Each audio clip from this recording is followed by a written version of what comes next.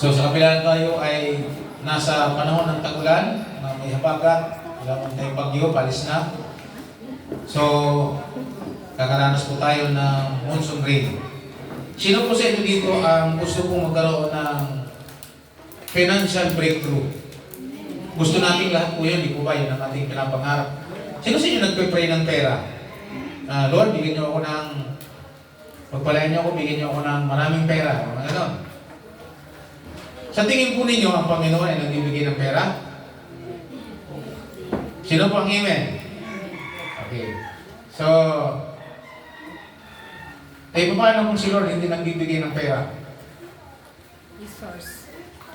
Tama kapatid, napakahalaga mo ano natin ngayon na yun ang pag-uusapan natin ngayon kung paano po tayo i-bless ni Lord. Bilang mga alagad, dito po sa mundo, maraming tao. May mga nananampalataya sa Diyos at meron hindi. May mga mayamang mananampalataya o mga alagad at meron namang mga mahihirap. At meron man ding mga hindi mananampalataya mahihirap at meron mga mayayaman na hindi mananampalataya. So, kumpleto po dito sa mundo ang kalagayan ng tao. Pero tayo, as far as concerned, tayo pong mga mananampalataya, ay meron pong tinuturo ang baga na kasulatan kung paano tayo magiging maayos sa lupa. Sa binasa natin, Kawikaan po yun, chapter 19, verse 2, na mas sabi niya, doon sa Bible kong dinidevotion ko, sabi ko doon, masikap man o masigasig man kung ang hindi po ginamit ang mangmang na salita doon, ang ginamit po ay walang alam. Ang sabi, wala nitong kabuluhan. Amen. At manapay, sabi niya, magiging pabigla-bigla ang pasya. Kung baga sabi ni Brother Joel para school the school. Sa salin pinasa niya, tiging, masugid man. Ibig sabihin ng masugid, kasi sa Bible ko, masigasig. Sa iba, masugid. Sa iba, matyaga ka man daw. O kaya, sa ating ginagamit natin pang-araw-araw, masipag man ang isang tao kung walang alam, wala rin itong saysay. So, nakita po natin na kahit anong gawing sikap ng tao, may pinag-aralan mo wala, mananampalataya man hindi, sakto po itong salitang ito. So, yung tinutukoy po dito na mahalaga po ang kaalaman. Ang sabi po dito sa English, sabi po niya sa New Living Translation, sabi niya, enthusiasm without knowledge is no good. Haste make mistakes. Ang ginamit po dito sa sipag o tiyaga o enthusiasm. Yung word na enthusiasm, yung sigasig. Sabi na sabay-sabay sigasig. Kahit masigasig ang tao magtrabaho, pag lack of knowledge, Amen. no good. Ang sabi ko ng Bible, hindi mabuti. Nakakita na kayo mga tao masisipag pero hindi naman yumaman. Amen? Kasama tayo doon. Nagtatrabaho tayo araw-araw, masisipag tayo pero hindi tayo mayaman. Hindi tayo umunlad. Pero gusto natin umunlad tayo, financial. Gusto natin magkaroon ng financial breakthrough. Kaya ang panalangin natin na walang alam, ang sagot natin, bigyan tayo Lord ng pera. Lord, pagpalain mo kami, bigyan nyo kami ng maraming pera. So, yun ang ating panalangin. Nagulat ako, nang ako po ay nagbabasa, nakita ko po yung isang post sa pangangaral po na ni late Bishop Miles Monroe, na sabi po niya, stop praying for money. Wag daw tayong, istigil daw natin ang kapapanalangin ng financial breakthrough.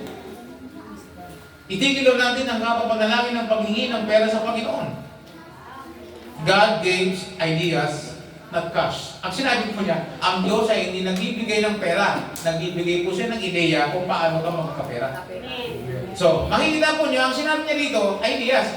According to his personal experience ni Bishop, ni late Miles Monroe, na sabi niya ako, nung pinakinggan ko po siya, yung mga prosperity ko sa buhay ngayon, may mga sarili kong jet, may sarili kong aeroplano, hindi ko hiningi sa Panginoon. Hindi ako humingi ng pera sa Panginoon. Naglingkod lang ako sa Panginoon bilang hari siya at sinunod ko niya ang kanyang kalooban. Yung pala yung Matthew 6, verse 33. At yung prosperity na nakikita niyo sa akin, dinugtong na lang ng Panginoon yan. So hindi ako nag-pray ng pera. Nagbigay si Lord ng ideas kung paano ako pagpapalain ng Diyos. So kaya sinasabi niya po dito, sabi ni Miles Monroe, sabi niya, itigil niyo ang kapapanalangin ng pera. Ang hingin niyo sa Diyos, ideas. So makikita po niyo doon sa talatang binasa natin, ang kulang, kahit masipag ka, kung wala kang ideas, ano yung sabihin ng ideas? Dito sa binasa natin sa Bible, pag binasa po natin ito, sa original text, sa medyo matandang salin, dito po sa King James Version, ang ginamit po rito, ito, babasahin po natin. Sa King James Version, sa Aklat ng Kawikaan, chapter 19, verse 2, also that the soul be without knowledge, sabi sa be without knowledge, ang ginamit dito, without knowledge, it is not good. Ang sinabi ko dito, pag ang kaluluwa daw, ang tao, sabi niya, ay walang kaalaman, ang ginamit ko dito, knowledge, ay hindi mabuti. So yun po yung knowledge po dito ginamit. Ang ginamit po dito, yung knowledge po na yan, ay pag binasa po natin yan sa Greek word, o sa Hebreo, sa salitang Hebreo, nung aking po sinerch ito, yung salitang knowledge na ginamit dito, na ang tao daw pag walang knowledge, sabi sa Hebreo, da'ak. Sabi, da'ak. Ang spelling po, D-A-A-T-H, da'ak. Na ang ibig pong sabihin, knowledge, na pumapatungkol sa tinatawag na perceptions, or skills, or discernment, or understanding in wisdom. So ito po daw po ay nagpatungkol sa kaalaman, perception, sa isipan, skill, kakayahan ng kaya. Alam natin si Pacquiao ay wala po siyang kaalaman tungkol sa edukasyon, pero meron siyang skill. Sino po skill? Meron siyang kayang magpabulagta ng tao sa suntok. Ang tawag doon, skill. So doon yumaman siya. Huli na lang siya nag-aral ng English. Nag-aral ng hanggang ngayon, nakatapos po siya. Habang nagtatagumpay sa buhay, dahil meron siyang skill, kinuha po niya yung knowledge. Kinuha po niya yung understanding. Kinuha po niya yung wisdom. So pag pinag-aralan natin kung anong ibig sabihin ng knowledge, ang sabi po ni Webster, kung tayo kay Webster, ang sabi ni Webster, kailangan natin tingnan si Webster para makita natin na ano ang kanyang paliwanag tungkol sa knowledge. According sa Bible, na sinasabing ito daw po ay discernment, ito po ay tinatawag na wisdom o understanding or perceptions. Ang knowledge po, sabi niya, ito daw po ay understanding o knowledge, ang paliwanag, understanding or skill that you get from experience or education. Wow! Yun daw po knowledge, yung understanding, kakaiba sa wisdom o sa karunungan. Kasi ang karunungan ang gagaling sa Diyos. Pero daw po ang knowledge, ito daw po ay nakuha, ito daw po ay kakayahan na nakuha sa pamamagitan ng karanasan sa pag-aaral o edukasyon. Sino po edukasyon? Kaya mahalaga ang edukasyon. Kaya sabi niya, kahit pag hindi ka nag-aral, sabi niya, kahit masipag ka, hanggang dyan ka na lang. Amen? Totoo yan. Sinasabi ng Bible yan. Kaya mahalaga din ang skill. Kahit hindi ka nakapag-aral, ang skills, ang magiging daan natin para tayo umusad sa ating buhay. Kaya panalangin natin sa Diyos, magkaroon tayo ng skill. So sabi ng Bible sa Santiago chapter 1, kung kulang sa karunungan, magkakaroon ka kung hihingi ka. At kung karunungan galing sa Diyos, ang magdadala sa iyo sa tinatawag na skills. Kaya nga, wisdom in knowledge, ang sabi doon. So napakahalaga ito mga kapatid. Kasi mayroon ako ituturo sa inyo, kasi ang kailangan natin, ang sabi ni Miles Monroe, ang tawag niya doon, ideas. Sino ba ideas? So ang kailangan natin ay magkaroon tayo ng edukasyon. Yung ideas, magkakaroon ka lang ng edukasyon ng ideas kung mayroon kang edukasyon sa buhay mo. meron kang marami kang malalaman. Kaya ngayon maglista ka kung anong pwedeng ipasok ng Holy Spirit sa iyo ngayon. So makikita po natin na napakahalaga, nasabi po nga dito ni Webster, sabi niya, ito na po ay acquaintance with or understanding, o ang tawag niya po dito ay, ni Webster ay technique. Sino word technique? Ito daw po yung karunong, ito daw po yung kaalaman na natutunan at technique. Sino sa inyo mahilig sa technique? Technique. Ano ba sa Tagalog ang technique?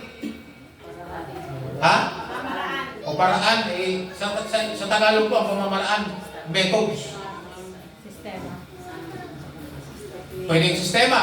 So mga kapatid, technique, yung tinutukoy ni Miles Monroe na ideas, ay technique. So ang kailangan daw po natin ay skills. Technique. Karamihan daw po sa walang alam ay pabigla-bigla kung magpasya. Pabigla-bigla. Napakahalaga pala na ating maunawaan ang edukasyon ay napakahalaga. At bilang isang alagad ng Panginoon, ang kailangan po natin ay sapat na edukasyon sa salita ng Diyos. Kaya mahalaga po yung paalala ng devotion. Yung devotion, araw at gabi sa salita ng Diyos. Okay lang kung hindi ka magsulat, kung hirap ka, basta't magala mag-devotion ka. Because yung understanding na ibibigay sa atin ng salita ng Diyos, pwede tayong dalhin noon sa isang maginawang buhay. Naniniwala kayo doon? So ang ating financial breakthrough o financial blessings nakadepende sa ating kaalaman sa salita ng Diyos.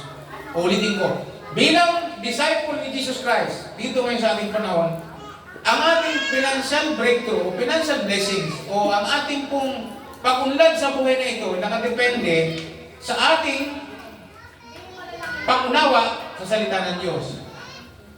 Ginamit ko dito isang paliwanag ng knowledge ay understanding. Sa word understanding, yung maunawaan mo ang salita ng Diyos. Kasi ngayong umaga, magbibigay po ako ng isang technique na galing sa Bible, paano tayo magkakaroon ng pinagpalang buhay. Ano ba ang basis ni Lord? Kasi nakikita natin, ang Diyos ang nagpapala. Di ba sabi ni Miles Monroe, huwag kang mag-pray ng pera. Kasi kontrolado ng Lord ang lahat. Ang hilingin mo, technique. Si Solomon, nung siya'y naghandog sa Diyos, sa bundok, nag-alay ng maraming handog. Nung gabi siya natulog, dinalo siya ng Diyos, kinausap sa panaginip. At ang sabi ng Panginoon, hilingin mo kung anong ibig mo at ibibigay ko. Amen. Ang hiniling po ni Solomon, hindi po kamatayan ng kanyang kaaway, hindi rin siya humiling ng mga maraming asawa, ng pera, anak lahat na. Ang hiniling po niya, understanding. Ang hiniling po niya, ginawa mo akong hari, kahalilin na aking ama, ayon sa iyong pangako sa aking amang si David, at ngayon linuklok mo ko bilang pastol ng Israel, na ang bilang ay hindi mabilang sa dami ng buhangin sa karagatan. Ngayon, ang sabi niya, give me an understanding sa mabuti at masama kung paano ko pamamahalaan ang bayan nito. Amen. So, ang hiningi po niya, management and administration, understanding. Kaya ngayon mga kapatid, kung sa panahon natin ngayon, sinong yung mayaman? Yung marunong mamahala, yung marunong mag-administrate ng kanilang kinikita. Sino ngayon ang umuunlad sa buhay? Sino marunong masinop sila sa kanilang kabuhayan? Sila yung mga taong hindi gastador. Sila yung mga taong sinisinop ang kanilang kinikita para sila umunlad. Ngayong umaga, gusto kong isip sa inyo ang unang technique na tinuro ng Bible na karaniwang hindi na ginagawa ng ilan. At ang ibang mga simbahan hindi na ginagawa. At ibang pastor takot ituro ito. Minsan ko lang itong ipupulpito dahil ito ituro na kailangan maunawaan ng lahat. At ang ginamit nga natin, natutuwa po ako sa Proverbs, sa devotion ko ito, sa Proverbs, second time ko po itong naging devotion. Nung nakaraan, kahapon yata, na ang sabi niya, ang kaluluwa, walang kaalaman, hindi mabuti. Walang mangyayari sa kanyang mabuti. Kaya mga kapatid, kahit masipag ka, kung kulang ka sa kaalaman, ang kailangan mo magkaroon ng kaalaman. Si Bishop Palyado, ang pastor ng Dulce for Christ, lumaki po siya. Lumaki siya, lumago. Dumami, karami mga professional ang kanyang mga kapatid, ang mga kanyang mga na-disciple. Bakit? sapagkat hindi siya mahalaga ang knowledge. Marunong po siya. Nagsimula po siya ng ministry, hindi po kung saan-saan lang. Nagsimula po siya sa campus. Sapagkat alam niya, pag doon siya nagsimula, pag nakatapos yung kanyang mga disciple, makakabuo siya ng malaking simbahan na puro professionals. Ilang taon lang ang nag-graduate na yung mga estudyante, siyempre mag-iiway-walay na. Pero itong maganda, pagkatapos mag-graduate ng kanyang mga tinuruan sa PUP, sa UP, nakabuo siya ng church, nagsimula sa squatter, doon ang mga tinangkas lumaki ng lumaki, hanggang sa kahit PICC, puno nila. Bakit? Sapagkat pinili po niya magturo sa mga tao mayroong understanding. Pinili po niya magturo sa mga professionals. Sapagkat alam niya, mayroong mabuting idudulog. Marahil siguro, devotion po niya yung prophets. So akin, nakakatuwa po dahil kahit nasa liblib tayong lugar, kailangan turuan ng lahat sa mga bagay na ito. Mahalaga ang edukasyon sa pag-aaral. Huwag nating, tignan niyo po, kahit kami mga pastor, kailangan namin mag-upgrade. Lagi. Bakit? Kasi, knowledge po ito, edukasyon po ito. Tayo mo yung mga sinunang pastor na hindi na kulang sa kaalaman. Yung mga hindi nakapag-aaral, pagdating dito, wala. Pagdating sa technology, wala. Kaya hindi sila makasabay. Di po ba? Kaya hindi natin magamit. Bakit? Yun ang kulang. So sa technology pala, pag sinabi natin technology, ibig sabihin knowledge, kung ibig sabihin nun, kaalaman. So balik tayo sa ating kalagayan ngayon. Kahit ano man meron tayo, kailangan po natin ng skills. At ang skills po na yan, ay tinuturo ng banal na kasulatan. This morning, meron po akong isang ituturo sa inyo na tinuro ng Bible na technique. Paano tayo magkaroon ng financial o breakthrough? Gusto ko ba ninyo yun? Na kahit maliit ka lang, pwede kang buhay ng Panginoon dahil ang Diyos ay mayroong pangako na mababasa natin sa salita ng Diyos. Sabi mababasa. Ang tawag sa mababasa natin ay sa Bible ay wisdom and knowledge. Sa pamamagitan ng salita ng Diyos, magkakaroon ka ng tinatawag na karunungan at magkakaroon ka ng sapat na kaalaman. At dahil dyan, dadagdagan ng Diyos ng maraming skill. Kaya nakakatungkot na minsan yung pang mga mananampalataya ang kulang. At sila pa ang hindi pinagpapala. Ang dahilan ay kulang sa kaalaman sa salita ng Diyos. Sabi ni Hosea sa chapter 4 verse 6, sabi niya, "My people perish because the lack of knowledge." Walang alam sa salita ng Diyos. So mga tao ng Diyos yun. Pobre sa salita ng Diyos. Kaya ngayong umaga, gusto ko pong ipakita sa inyo na yung kung paano tayo pagpapalain, kailangan natin makuha yung unang technique na tinuturo ng Bible kung paano tayo poproteksyonan ng Diyos as believer, as disciple. Gusto niyo malaman kung anong klase ito? Yung pang-araw-araw na pananalapi. Yung kung mga pinapadala ko ng monitoring ng ating church, makikita po niyo doon yung amin at yung ibang kapatid as model. Yun at yun. Mga kapatid, napakahalaga maunawaan natin kung ano ang unang dapat natin gawin. Kasi sa Bible, pag binasa natin ang Bible, napakaraming paraan, maraming ideas na tinuturo ng Bible kung paano tayo pagpapalain ng Diyos. Okay, ready po ba kayo sa isa? Talakayin natin ng isa ngayon. Unahin po natin yung tithing, yung pag-iikapo. Yung bang pag-iikapo, dapat ba natin gawin o hindi? Turo ba ng Bible o hindi? Dapat ba natin gawin o hindi? Sa Old Testament lang ba ito o sa New Testament? Yan ang mga tanong na dapat natin gawin.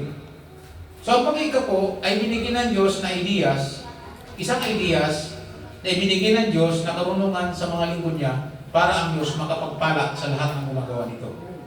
By the way, ang pag-iikapo ay hindi ini-insist sa bawat isa.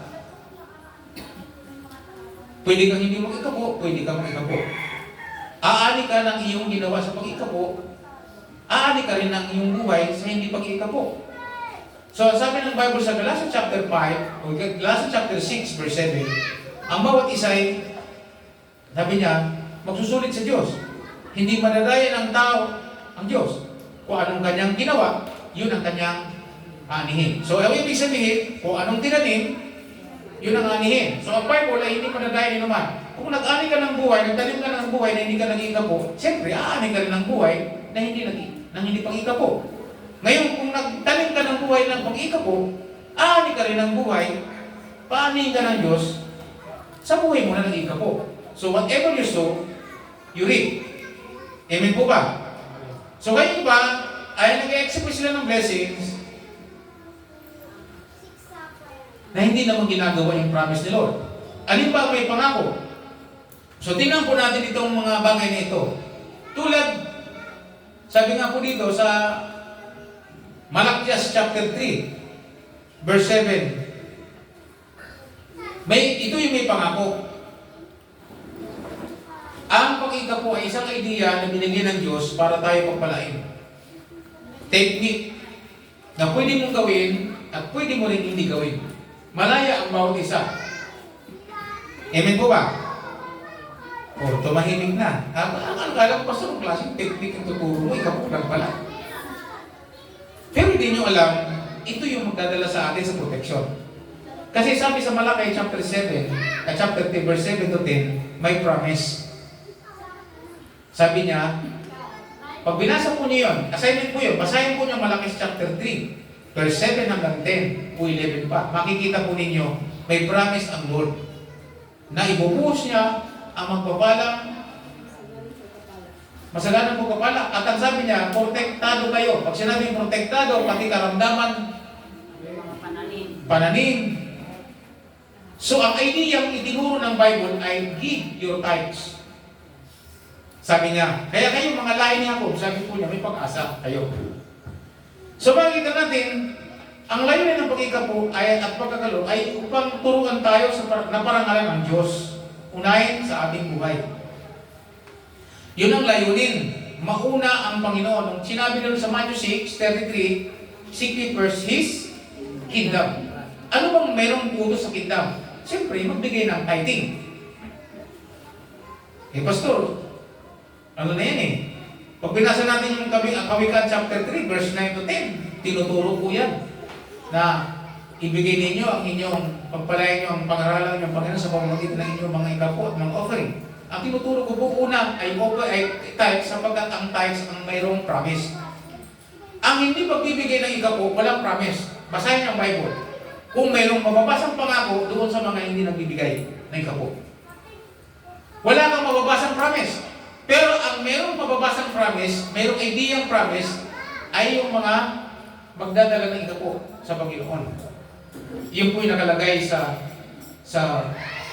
Deuteronomy 14 verse 23 sa Kawikaan chapter 3 verse 9 to 10. So anong layunin ng pag-ikapo? Ang technique na tinuro ng mga kasulatan. Alam mo ba ninyo na ang tinuturo ko ngayon ay knowledge, edukasyon sa salita ng Diyos para tayo mga alagad, alam natin ang basis natin kung bakit tayo pagpapalain ng Panginoon. Ikaw, ano ba ang basis mo? Para pagpalain tayo bilang alagad ng Panginoon. As bilang alagad ng Panginoon, ito po ay prove namin mag-asawa. Ako, hindi ko pa sa asawa, proving ko na po ito. Dahil ginagawa ko po ito sa ating kita. Nung kami mag-asawa, ginagawa na namin ito. At ito'y lagi namin ginagawa. At nakikita po ninyo, kahit anong mangyari, nakikita nyo, hindi naman kami pinabayaan ng Panginoon. Sapagkat ang pagbibigay ng ikapo, mayroon pong pangako ang Diyos. At kapag ang Diyos ay nangako, sigurado po yun. So makikita natin, napakahalaga na dapat natin malaman ang biblical na paraan o methods o ideas na tungkol sa pagbibigay upang maunawaan natin kung paano italalago sa ating buhay espiritual. Mga kapatid, napakahalaga itong maunawaan natin. Sabi po dito, may suliranin sa pagbibigay. Meron tayong malalaman na suliranin sa pagbibigay ng ikapo. Una, wala na sila sa ilalim ng kautusan, ang sabi. Ang iba, kaya hindi sila mang-ikapo sapagkat ang turo, wala na sila sa ilalim ng kautusan. Sapagkat ang kautusan ni Moses ay natapos sa panahon ni John the Baptist, sabi. At sa panahon ni Jesus Christ, malaya na ang lahat sa kautusan. Yun po ang suliranin. Kaya, wala nang pag-iikapo. Dahil ang ikapo ay utos. So pag pinalaya ka na sa utos, ang sabi nila, wala ka na sa utos, kaya dapat hindi ka na mag-ikapo. Yan po ang unang suliranin. Kaya ang ibang mga pastor, hindi na sila nagtuturo ng ikapo. Kaya sila mahirap. Kaya pati yung mga tao na hindi pinagpala ng Diyos, bakit? Sapagkat may nalimutan silang dapat na ituro. By the way, ang pag-ikapo ay biyaya ng Diyos ito. Ang tithing, according to the grace, ibinigay ito ng Panginoon sa mga Israelita, isang biyaya, at hindi isang utos lamang. Pansinin nyo, sulat po nyo to, sinabi ng ilan na hindi na kinakailangan mabigay sila ng kanilang ikapo sapagkat wala na sila sa ilalim ng kautusan. Ngunit ang unay, mababanggit natin, ginawa ito sa panahon ni Moses para sa katatatag na ibinigay ni Moses sa mga Israelita. Ang ikapo ay ginagawa, alam po ba ninyo na ang ikapo ay ginagawa na wala pa po ang kautusan? Sulat po ninyo sa inyong record para mamaya sa inyong learnings makita po ninyo. Sa Genesis chapter 14, verse 17 to 24, wala pa ang kautusan. Si Abraham pala. So kailan dumating ang mga Israelita? Si Abraham, si Isaac, si Jacob, at mula kay Jacob ang 12 Israelita. Doon sa mga Israelita ibinigay ang utos tungkol sa pag-ikapo. Pero sa Genesis 17, wala pa ang utos ng pag-ikapo, mayroon ng ikapo. So sabi dito, mula sa digmaan, nung linusog ni Abraham ang mga sumakop kay kinalot. Sa kanilang pag-uwi, marami po silang dalang samsam. At sinalubong po siya doon ng saserdote ng kataas-taasang Diyos na ang pangalan ay si Melchizedek. Si Melchizedek, saserdote, pari ng kataas-taasang Diyos. Wala pong record. So, basta sino yung sinabi. Sinalubong siya ng hari at binasbasan po niya si Abraham. At ang sabi, si Abraham, ibinigay niya ang kanyang ikapo kay Melchizedek. Walang utos tungkol sa ikapo. So, si Abraham gave yung kanyang tithes doon sa pari ng kataas-taasan. So, meron kayong matututunan. Si Melchizedek po ay saserdote o pari ng kataas-taasang Diyos. Ay may mababasa tayo sa Hebreo na sabi, si Jesus Christ ay saserdote ayon sa pagkahing saserdote ni Melchizedek. Nabasa po niyo sa Hebreo na si Jesus Christ ay saserdote ayon sa pagkasaserdote ni Melchizedek. So si Jesus Christ ay entitled sa ikapo. Si Melchizedek ay entitled sa pag-ikapo sapagkat binigay ni Abraham ang ikapo sa kanya. At hindi lamang ito. Wala pa ang putusan, paglipas ni Isaac, ang kasunod sa third generation ay si Jacob. Si Jacob po ay papunta pa lang sa Haran dahil sa pagtakas sa kanyang kakambal na si Esau. Papunta pa lang sa Haran, dinalaw po siya ng Diyos. Tinatawag ng lugar na Luz o tinatawag na Bethel. At doon sa kanyang tinulugan, doon nakita niya ang stairway of heaven.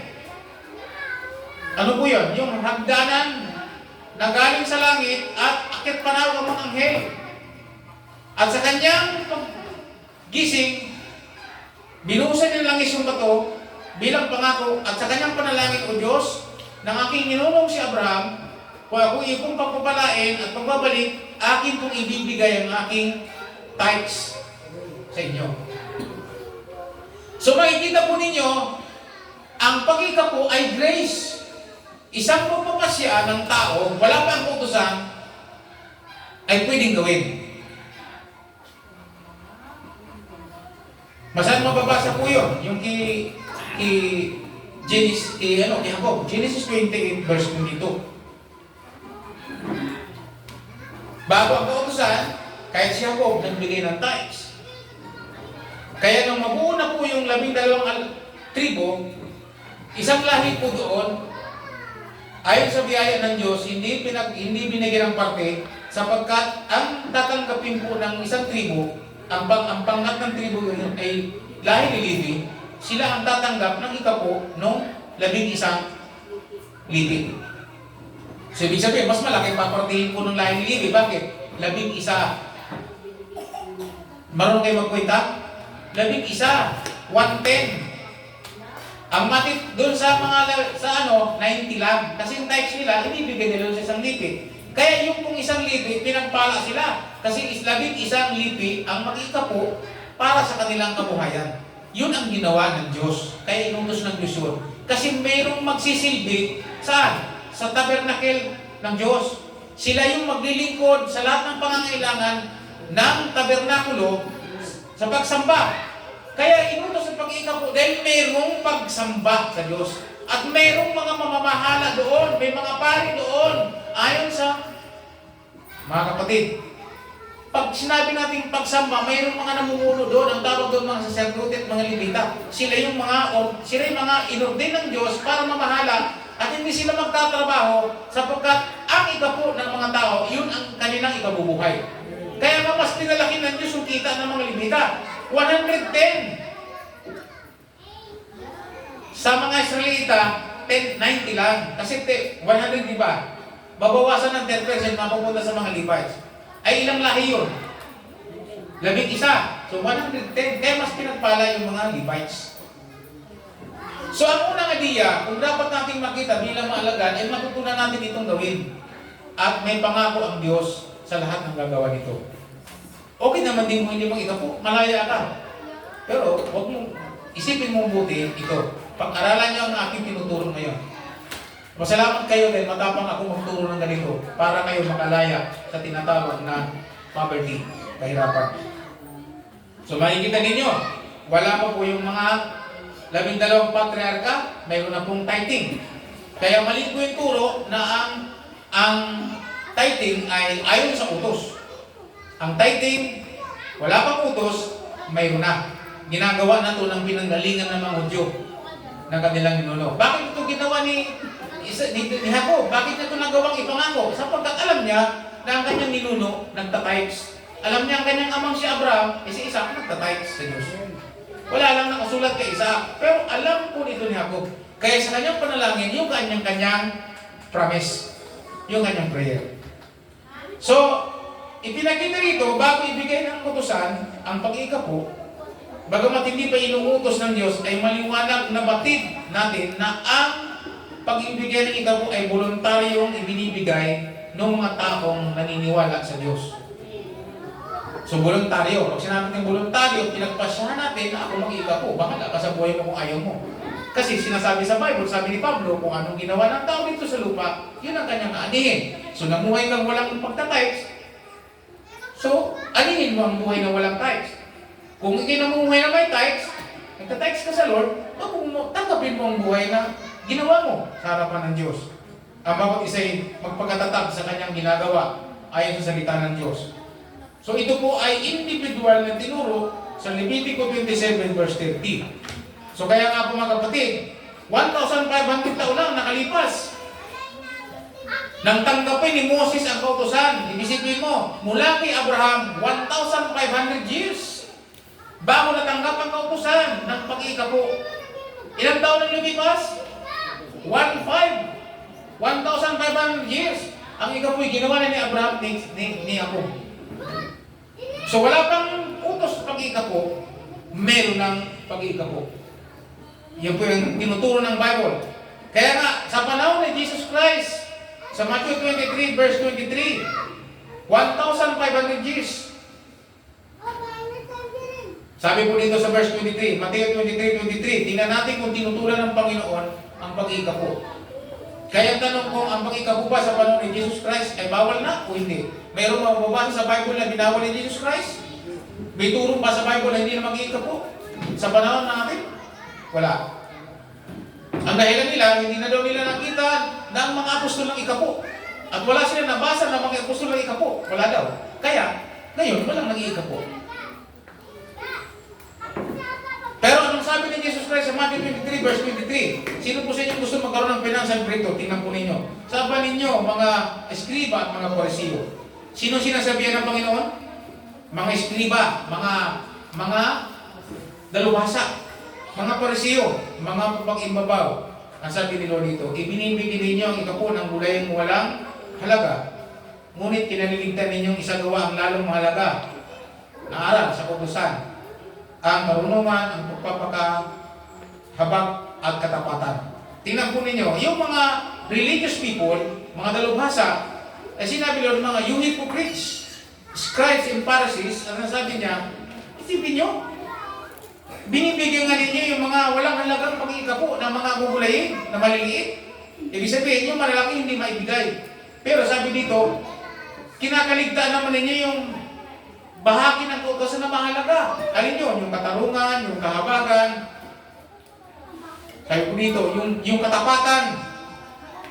Sabi niya dito, tamang gawin ninyo ang mga ito. Ngunit huwag naman ninyong kaligtaang gawin ng iba. Ano sabi ni Jesus Christ sa pag-ikapo? Mali o tama? Anong sagot? Anong sabi ni Jesus Christ? Tamang gawin nyo yan. Bakit? Utos ng Diyos yan eh. Ginagawa na niya nung pa yan eh. Right yan, sabi niya. Pero wag naman yung, totoo nga naman yung, di ba? Sinabi ni Lord yung kanyang ilustrasyon na sabi niya, may dalawang tao na nanalangin sa templo, ang isa'y parisiyo at eskriba, at mayroon namang isang publikano, ibig sabihin, makasalanan ng tawag, ay nanalangin. Ano sabi po ng parisiyo?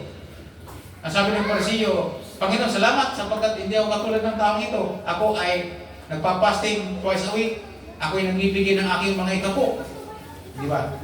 Parang ito yung sinasabi ng Panginoon dito eh. Na kahit nagbibigay nga naman ng ikapo, pero inaapi niya naman ang kanyang kapwa. Walang saysay yung kanyang pag-ikapo.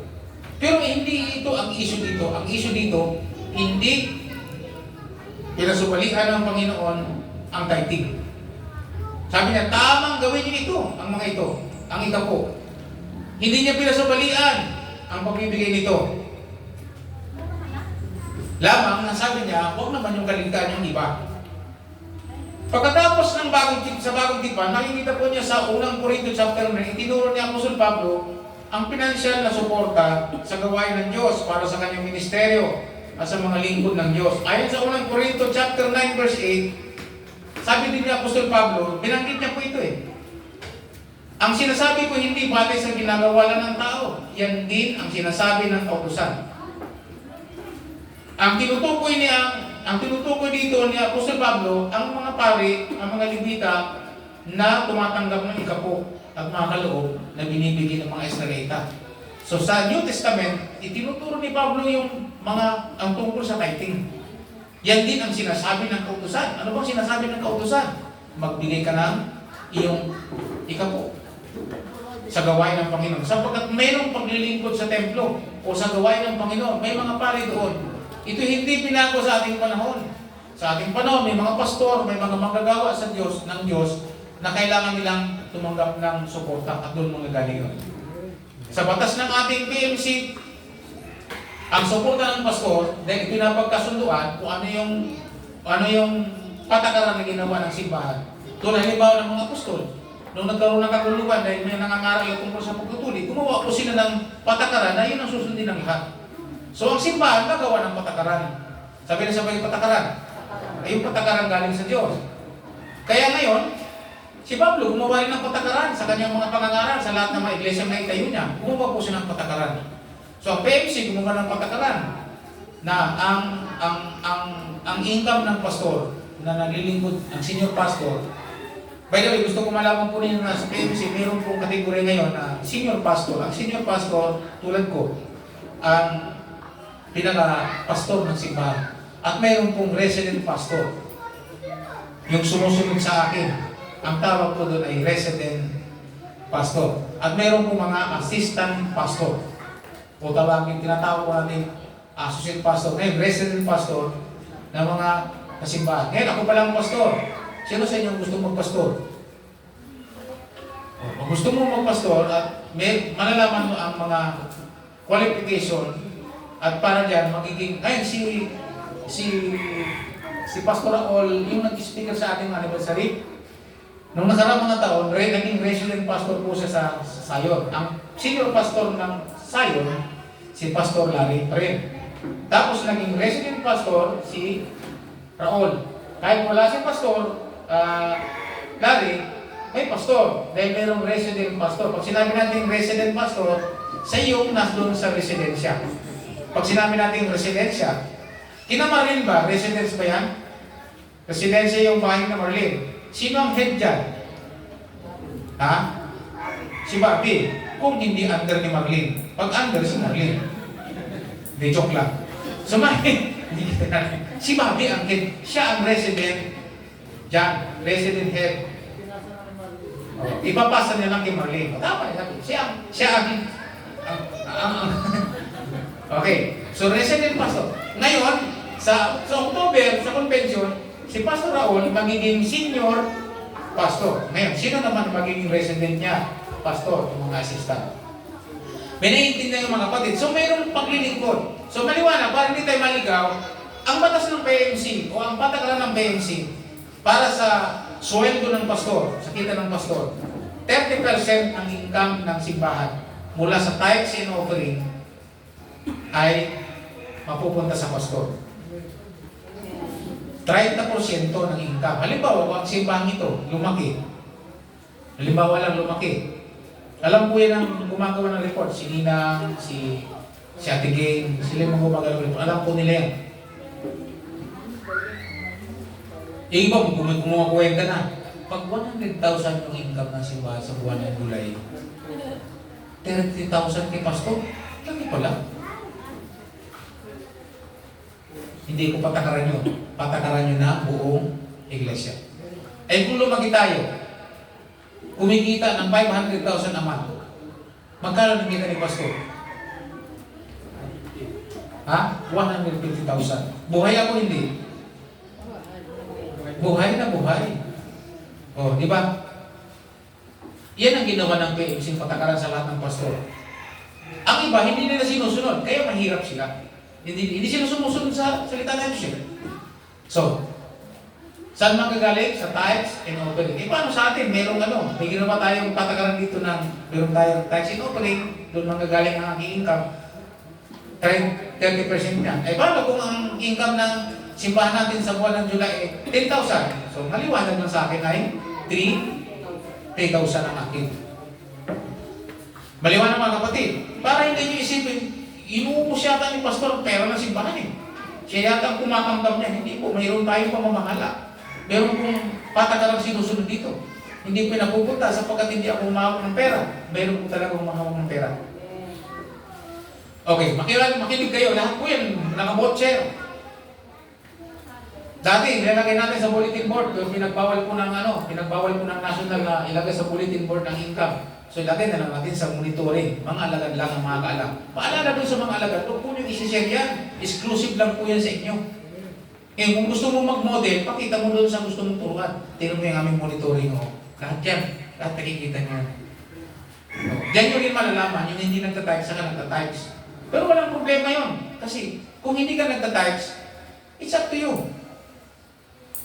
Hindi ka naman binabawalan umatin. Kasi ikaw naman din ang aamin niyan sa harapan ng Diyos. Amen. Eh, kung nagtatypes ka, ikaw din ang tatamasak niyan. Kasi pagsunod yan sa salita ng Diyos. May pangako yan. Nasa tao na lang ang gustong mamuhay sa pangako ng Diyos o sa buhay na walang pangako ng Diyos. It's up to you. Malaya ka. Hindi kayo nauutusan mo ikapo. Voluntaryo mo gawin ito. Kung naunawaan mo ang salita ng Diyos. So, ang tinuturo ko, edukasyon, knowledge. Ayon sa karanasang natutunan natin sa salita ng Diyos. Para sa ating mga anak ng Diyos. So, makita natin na ito ay itinuro ng Apostol Pablo. Prinsipyo yan. Sabi nga niya ni Pablo, sabi niya, talaga bang mga baka lang ang iniinting ng Diyos? Sabi nga ni Pablo, nung idinidig niya ito, sabi niya, sa pag-iik, may karapatan ng baka sa kanyang pagtatrabaho. Ayon sa kautusan, sabi niya, yun daw kung baka nagtatrabaho, may karapatan sa kanyang pagtatrabaho. Talagang mga baka lang ba ang iniintindi ng Diyos dito? Hindi. Tayong mga naglilingkod sa Diyos ang iniintindi ng Diyos. So, ibig sabihin, yung mga lingkod ng Diyos may karapatan saan? Sa kanilang pagpapagal. Tinuro po yan ang salita ng Diyos. Yun po ang sinasabi ni Pablo na ang tinuturo ko base sa salita ng Diyos. Iyan din ang sinasabi ng kautusan. Ang sabi ni Pablo sa unang Korinto chapter 9 verse 8. Ang sinasabi ko hindi batay sa ginagawa lamang ng tao. Ang sabi niya, iyan din ang sinasabi ng kautusan, ang salita ng Diyos. So, ininalagay ni Pablo ang prinsipyo ng Leviticong pag-ikapo na iyan din ang sinabi ng kautusan upang suportahan ang ministeryo ng bagong tipan ng Diyos.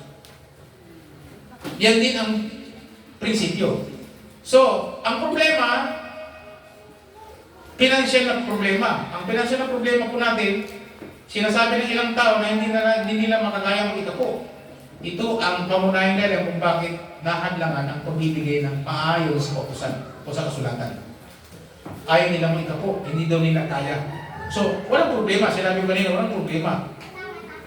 Susundin natin yung sinasabi ng Galatians chapter 6 verse 7. Kung anong gawa mo, hindi ka pupursigihin, sabi mo sa katabi mo, walang problema kung ayaw mag-ikapo. Voluntaryo ko nga itong gagawin eh. Ang pag-ikapo. Kasi sa ulang lumang tipan, si Abraham, voluntaryo niyang ginawa ito. Melchizedek. Ngayon kung itinuturing mo si Lord Jesus na katulad siya ni Melchizedek na saserdote, si Jesus Christ entitled sa ikapo. At hindi binawal ni Jesus Christ ang pag-ikapo. Minsan nga, sinubok siya ng mga tao, ng mga parisiyo, para silungin siya sa pamamagitan ng kanyang pangangaral sa kanyang bibig. Alam naman natin na mayroong pagbibigay sa templo. At yung pagdadala ng mga ikapo at mga handog at lahat ng sinasabi ni Moses sa kanyang kautusan. Eh ngayon, may dumating pang nasakop sila ng Roma at mayroong pagbubuhis. O mayroong amilyar na tinatawag, o lahat ng tao nagbubuhis. Kaya nagkaroon ng mga maniningil ng buwis. Katulad halimbawa ni Mateo, katulad ni Sakeo, at ng iba pang mga publikano tinatawag na mga maniningil ng buwis. Kung tawagin nga sila mga sakim, sapagkat yumayaman sila.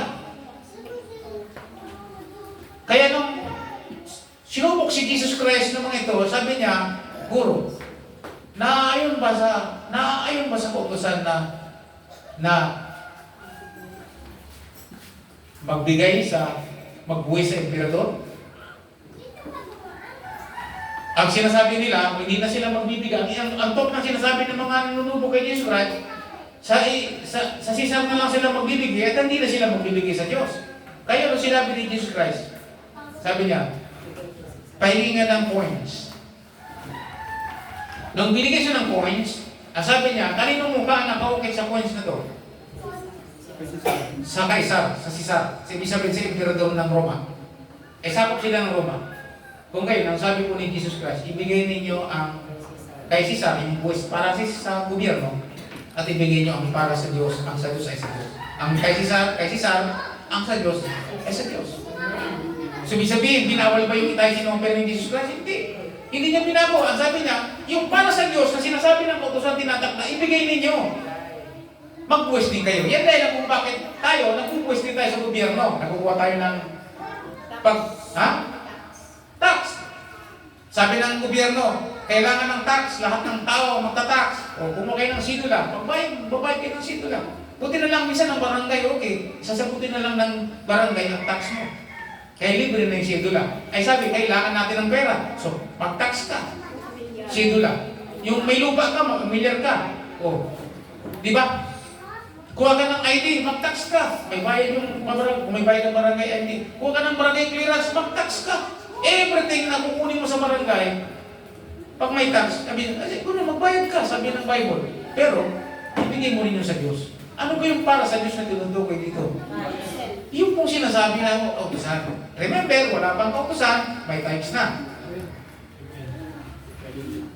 So there is no reason kung bakit hindi natin gagawin ito. Ano sabi ni Hosea? Kaya ang bayan na papahamak, walang alam sa salita ng Diyos from Old and New Testament. Kung binasa man, hindi naintindihan. Mahalaga pa rin yung understanding na galing sa Diyos. So ang ating turo na binibigay sa inyo mula sa salita ng Diyos is up to you. Kung gagawin mo, hindi. Pag ginawa mo, mapapasama ka sa monitoring. Pag hindi mo ginawa, hindi kita sasama sa monitoring. Bakit? Ay, anong saysay para isama ka sa monitoring, hindi mo naman ginagawa. Ngayon, ikaw nang bahalang umanin ng iyong ginagawa. Amen po ba? Amen. Masusubok po niya ito. Anong sabi ng Malakias? Subukin yung gawin ito. Sabi sa English, test me. Testingin niyo ako sa bagay na ito. Sabi ni Lord. So, may pinansyal na problema. Ngunit maraming tao na bumubuo lang kanilang salapi na walang katalinuhan at pagkakaroon ng utang na higit sa kanilang kayang dapat bayaran. Ang pag-iika po ay isang disiplina. Sino po disiplina? Pag nadisiplina natin ang sarili natin sa pag-iika po, i-bless ka ni Lord. Bakit? Ang pag-iika po lang ang mayroong pangako. Wala nang iba. There is no promise. Kung, ang sabi ni Pastor, hindi na ako mag-ika po, magbibigay na ako ng offering kasi mas malaki ako mag-offering. Kung yung ka-ika po nga maliit, makapagbigay ka pa ng malaking offering, malaking kalukuhan yun, sabi sa Bible. Nakatuwa ako kay Sister Carmen Gulim. Argumento rin niya, sabi niya, magbibigay ng kalukuhan yun, sabi ni Sister. Kung yung ika po nga maliit, hindi mo ibigay yung pang-offering na malaki pang hinihingi sa offering. Yan ang unang technique sa financial breakthrough ng mga alagad. Yan ang sinasuggest ng Bible na if you obey God's word, then you will be protected by the word of God. Pag ginawa natin yun. Paano, Pastor, kung wala akong kita? Eh di siyempre, paano kung mag-ika po, wala kang kita? Eh di gawin mo si Jacob. Anong sabi ni Jacob? Kung ako po'y inyong pagpapalain. Nung si Jacob may pera na nun? Wala, tumatakas nga eh. Damit lang ang dala. Kung wala kang pera, yun ang gawin mo. Panginoon, gagawin ko po yung tinuturo ni Pastor ko. Ako po yung pagpapalayan. Gagawin ko po yung tinuturo ni Pastor ayon sa iyong salita. Yun ang pwede mong gawin. Kasi wala ka namang pwede ikapo. Ngayon, kung mayroong kang kita, nasa sa iyo kung gagawin mo. Hindi. Malaya ka. Parang sa pera sa kasi Ananias, ang sabi niya, di ba nung hindi pa ito inyo naman? Ay, di ba nung hindi pa nyo binibenta, inyo naman? Bakit inyong pang kinukita? So, ibig sabihin, sinasabi ng Apostol Pablo na nasa inyo kung gagawin nyo ng malaya. Ibinigay nyo naman ito ng buo, dapat binigay nyo ng buo sa pagpasya. Sa Diyos kasi, kung ano ang ating ipinangako, yun ang dapat nating gawin. Siya po, pinangako niya po yun. Kaya nang umuwi siya, ang dami niya ng dala. So, nag-text po siya kay Lord para sa gawain ng Panginoon. Alin yun? Yung mga hayop na mga panghandog binigay. So, yun ang problema o financial na problema pagdating po sa pag-ika po. So, tayo all the tithing ang kalagayan. Pag pinahalagan po natin to, diyan din tinuturo ni Lord yung mapagkatiwalaan sa maliit, yung mapagkatiwalaan sa malaki. Kung sa maliit na tithes hindi tayo mapagkatiwalaan, hindi rin tayo mapagkatiwalaan sa malaki. Kasi tingnan nyo, kung makikita pa tayo sa tithing, even 10 piso, magkano ang tithes ng piso? Ay, 10 piso. Piso. Ako po, binubugod ko po yun. Meron po akong lagayan. Dinudubli ko po ngayon kasi parehas lang ang aming tithes sa ka-offering. Yung po na pagpasya namin mag-asawa, yun ang pagkakaroon namin dalawa. So, inuhulog ko na po yan sa maliit na lalagyan. Magtatapat po ako dito kasi paano ako makakapagturo dito kung ako mismo hindi ko ginagawa. Alam niyo ba mga pastor kung bakit hindi makapagturo? What is the problem? Bakit iba mga pastor hindi makapagturo nito? Kasi sila mismo hindi rin nila ginagawa.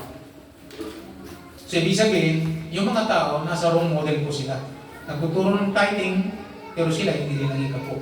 Kasi ang katwiran nila, sila na ang pastor. Dapat ang pastor, modelo.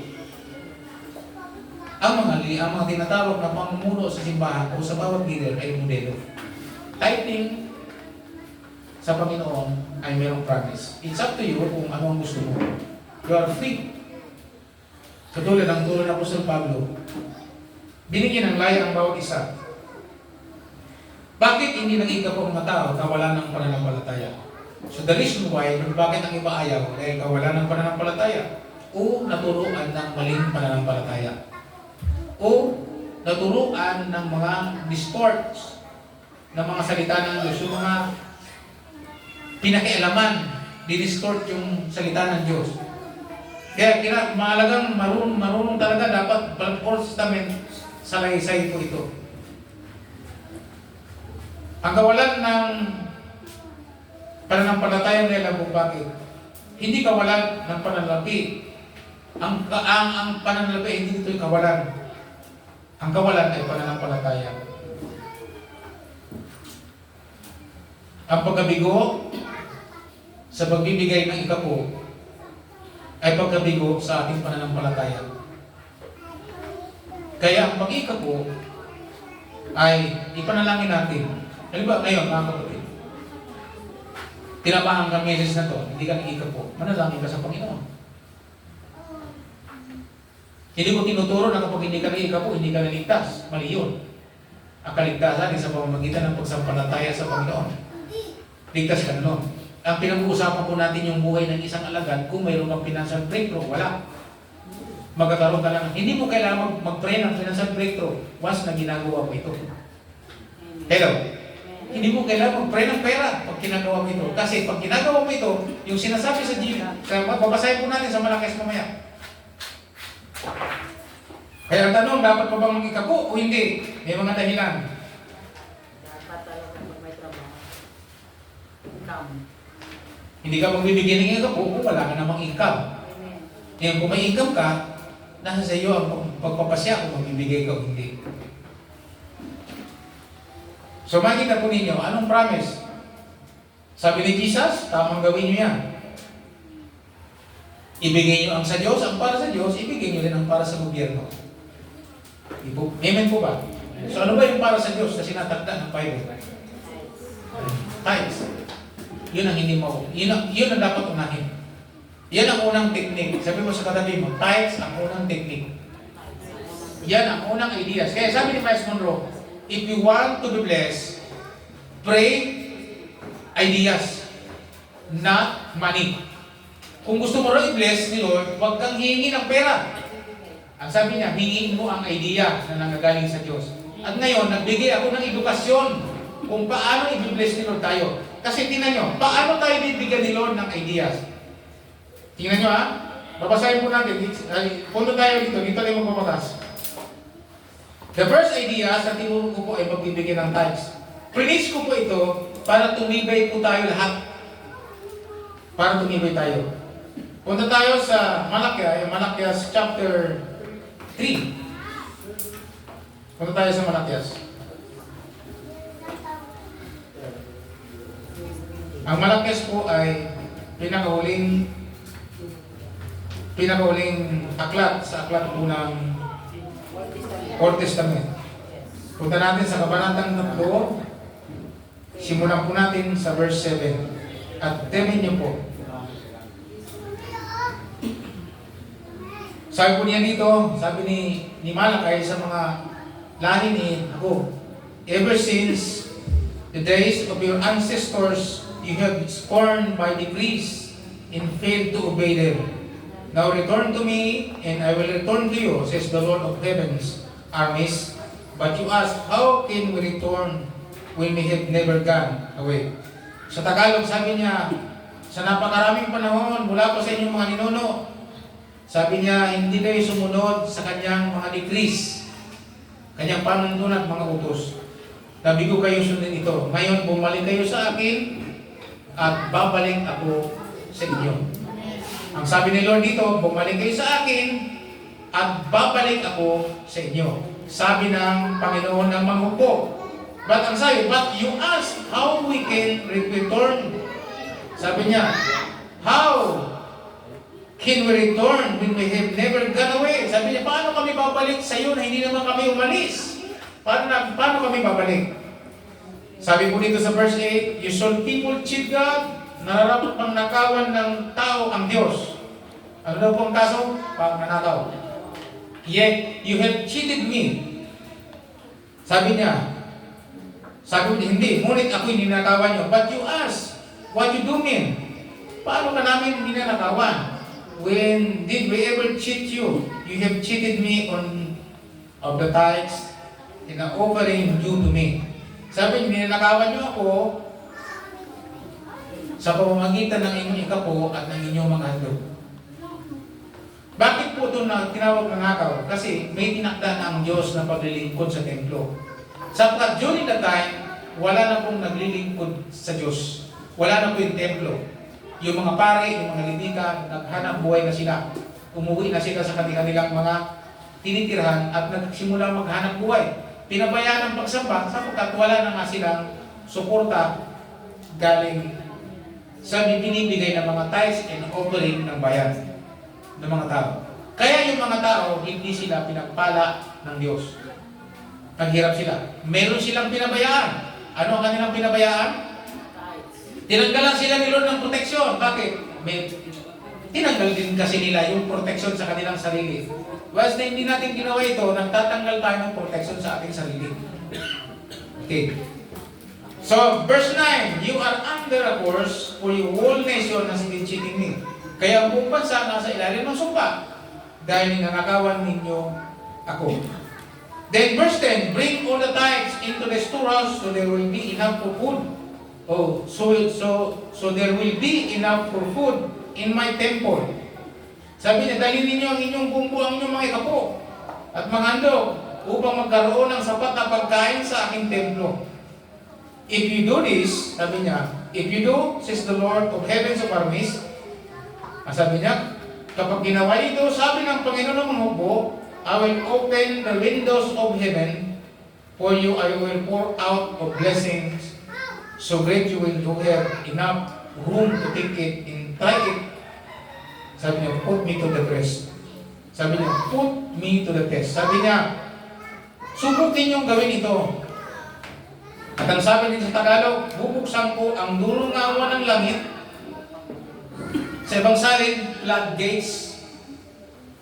Floodgates ang nakalagay sa ibang salin, floodgates. Ano yung sabi ng floodgates? Daanan ng baha. Diba, meron tayo dito sa... Sino nakarating na sa floodway? Meron na ba tayong floodway? Ha? Hindi ko alam floodway. Daanan ng baha, di ba? Dumadaan, hindi gumagawa ng... Sa dam. Yung flood control, yan nasa pader na yan, floodway po yan, daanan ng baha. Para ikaw mismo hindi daanan ng tubig.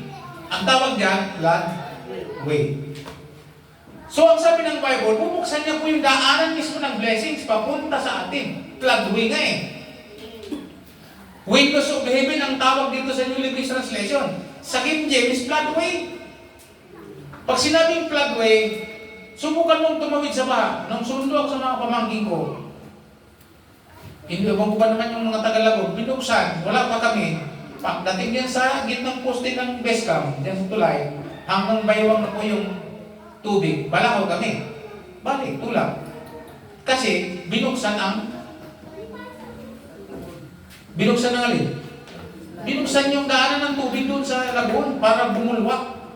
Ang sabi ng Bible, ganyan ang gagawin niya sa mga tutupad sa kanya. Sabi niya, test me, and I will open the windows of heaven, I will pour out a blessing so great you have enough. Sabi niya, bubuksan niya raw po yung durungan ng langit at bubuhos ang masaganang pagpapala. At sabi niya na walang halos paglagyan. Yan ang pangako ng Diyos sa mga susunod sa kanyang salita. It's up to you kung susunod ka o hindi. Amen. Kaya sinabi ko kanina, ang pag-ika ko ang may pangako. Yung hindi pag-ika ko, wala akong nabasa may pangako. So, ang ganun ng pangako, walang halos paglagyan. Ano sabi niyo dito sa uli? Subukin niyo ako sa mga bagay na ito. Test me. So, hinahamon ka ng Diyos. Hinahamon tayo ng Diyos. At yun yung hamon ng Lord. If you want a breakthrough, financial blessings, magtupat po tayo dito.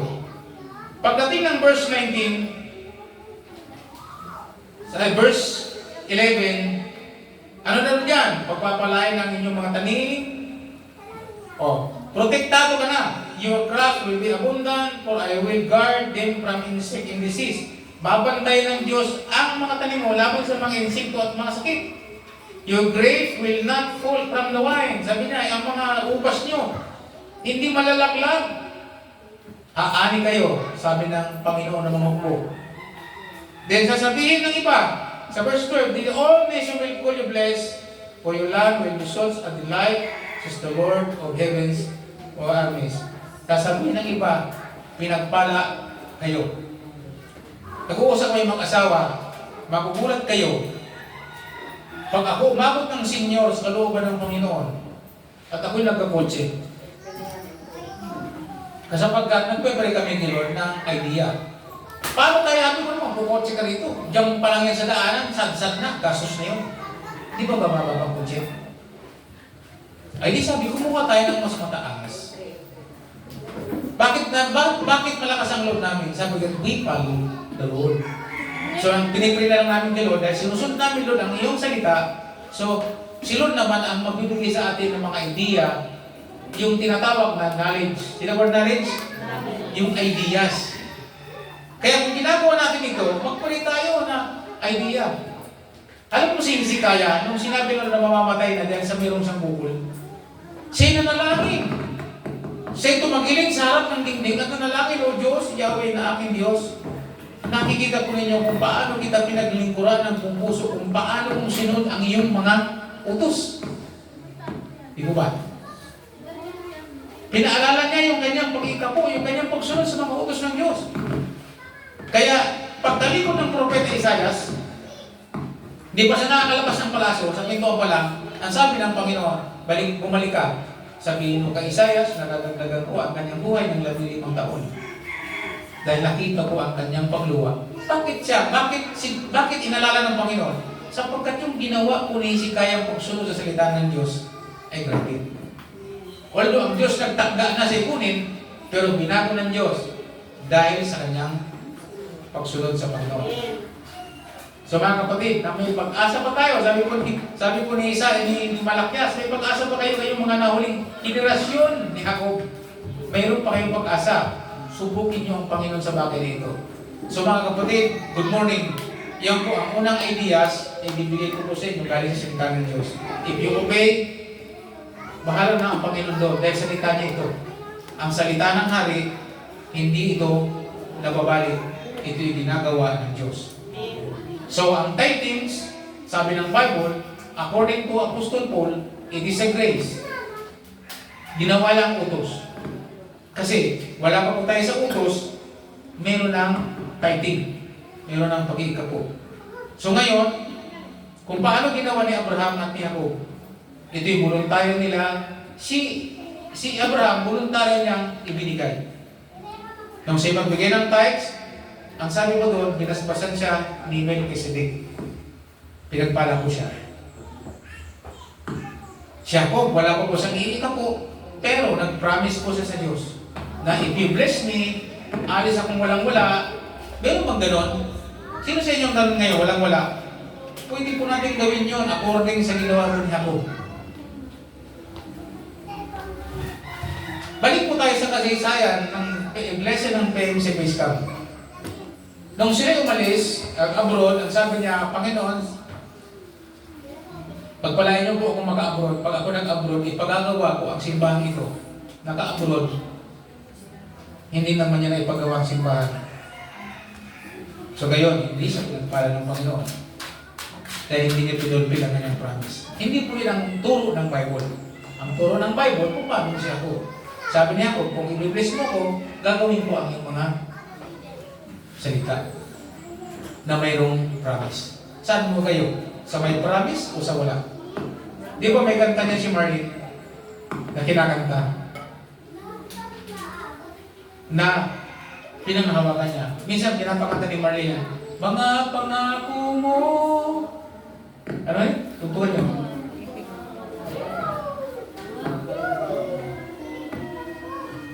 Aking panghawakan. Sandigan. Diba? Di ba may kanta tayo ganyan? Mamaya, sa pagbukas natin, kantayin nga natin yung pangako. Kasi may pangako si Lord. Sabi ni Lord, test me. Hindi naman sinabi ni Lord na, anong sabi ni Lord sa kanyang promise? Huwag naman ninyong, sabi niya, tamang gawin niyo yan. Sabi ni Jesus. Kung ngayon ibigay niyo ang para sa isa, ibigay niyo ang sa Diyos, ang para sa Diyos. Amen? Kung meron para sa Diyos, Ano bang para sa Diyos? Ang sabi ng salita ng Diyos, mula kay Moses, tithes and offering. So, ang unang technique na nagbibigay ng protection ay tithing. Tithing. Ngayon, kung tungkol sa protection, pag ginawa mo nito, sabi ni Pastor, pag nabigyan ko ng ako, hindi na ako makakaproblema, hindi ko tinuro ka no. Ha? Basta, ang Panginoon ang bahala doon. Dahil salita niya yan eh. Ang salita ng Diyos, salita niya yan, hindi niya po. God is a sovereign God. Ang salita niya, hindi niya po iniiwan. Amen. Maganda yung kandang yun na yung pangako na yun eh. Ano bang pangako? Pag kinanta natin yan, ano bang pangako? Kasi pag kumanta ka niyan at hindi mo walang promise ni Lord, walang isa-isa eh. Pero pag alam mo ang promise ni Lord kung paano ka i-bless, then pwede mong kantahin yun. Saan mo mababasa ang promise ni Lord tungkol sa financial blessings? Starting Malakay, starting Matthew 22-23, at marami pang iba na talata. At kung ginagawa po natin yun, then pwede tayo mag-pray tulad ni Hezekiah na ginagawa natin ang pangako niya and then ang Diyos ay gagalaw sa ating buhay. Yung promise niya, mapupulfill sa atin. Ngayon kung hindi naman natin sinusunod ang salita ng Diyos, ano yung ipupulfill ni Lord sa atin? Ano ba sa Tagalog yung fulfill? Ano yung gagawin ni Diyos sa atin, ni Lord sa atin? Wala naman siya ipupulfill na pangako. Kaya maganda na masarap kumanta ng yung kantang mga pangako mo, aking panawagan, mga pangako. Meron pang isa niya yung pag-isa niya. Merong isa niya na kanta, na promise. Yung kanta yata ng Malaya. Yan. Aking ganyan yan, yun din yan kumaya. So mga kapatid, anong learnings nyo ngayon? Tinuro ko kanina, again, balik ako sa aral. Stop praying for money. Tigilan po natin ang pag-pray ng money. Ang Diyos ay hindi nagbibigay ng money. Ang Diyos ay nagbibigay ng ideas. At binigay ko sa inyo ang isang idea galing sa Panginoon. That's number one technique para tayo bless. Giving the tithes. Because there is a promise na tayo pagpapalagay. Amen po ba? Tayo manalangin. Tayo po tayo sa Diyos at manalangin.